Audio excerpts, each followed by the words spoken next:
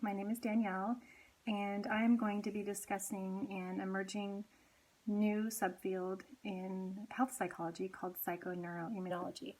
And by new, I mean that this research was first started in 1970 by a man named Robert Ader, and he was the first to make the connection of how much the brain influences the immune system. And it had always been thought that the immune system was autonomous. And him and his colleagues did laboratory studies on rats, and they fed these rats water with saccharin and also a drug that suppressed their immune system. And this drug caused them to be nauseous, and so they didn't want to drink the water. The researchers took the drug out of the water, and the rats still wouldn't drink it, so they force-fed the rats this water.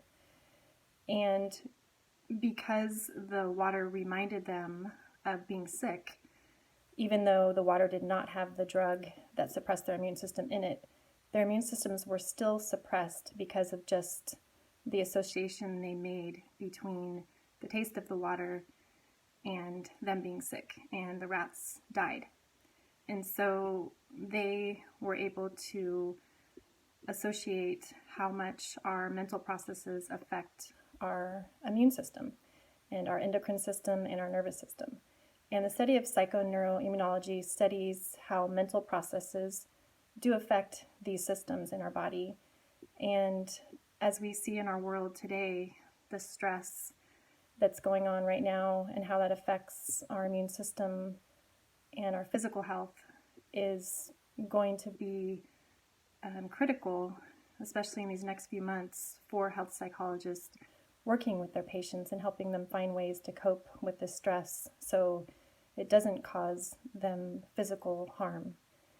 Health psychologists, such as psychoneuroimmunologists, they work in places like hospitals, with organizations, work with government agencies to educate.